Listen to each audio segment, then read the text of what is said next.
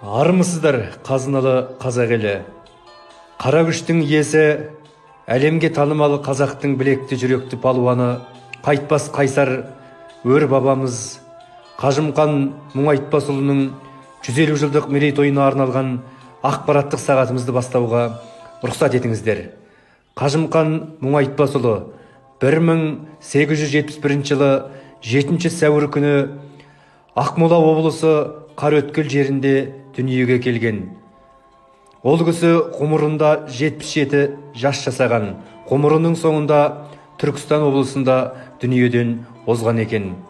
Қажымқан қазақ атын бар әлемге танытқан, өз заманында әлем бойынша түркі тілдес халықтардың ішінде Қажымқаннан асып туған дарын күш иесі болған емес.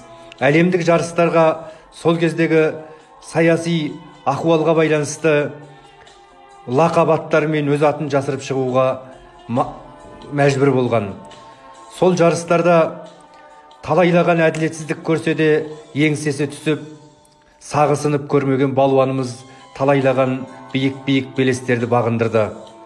Соғыс жылдары отбасы қуғынға ұшырап, талайлаған қиындыққа тап болса да, соғыс жылдары сирік көрсетіп, тапқан тиын тебенін өзіміздің отанымызды қорғау үшін жауынгерлерге самолет сатып алып берсе керек.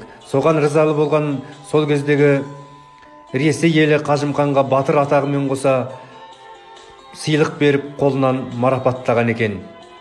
Осындай тек қана өз басының емес, халқының қамын ойлаған қайсар өр тұлғамызды ешқашан ұмытпаймыз. Қажымқан 48 мемлекет, 54 мемлекетті аралап, 48 медаль мойнына тағынған екен. Бұның өзі аз жетістік емес. Қажымқандай қайсар тұлғаларымыздан үлгі алатын жалынды жастарымыз көп болса екен деп тілейміз. Қажымқанның еңбегін, өнерін, асқан күшін, дарынын қаламына арқау етіп, шығармалар жазған жазушылар аз емес. Қажымқан повесі, сол сияқты көптеген шығармалар жүректерден жүректерге жол тартқан. Қажымқандай қайсар тұлғамызды аңыз етіп, жыр етіп, кемелді келешекке дәріптей берейік. Келе жатқан өр бабамыздың 150 жылдық мерейтойы құтты болсын.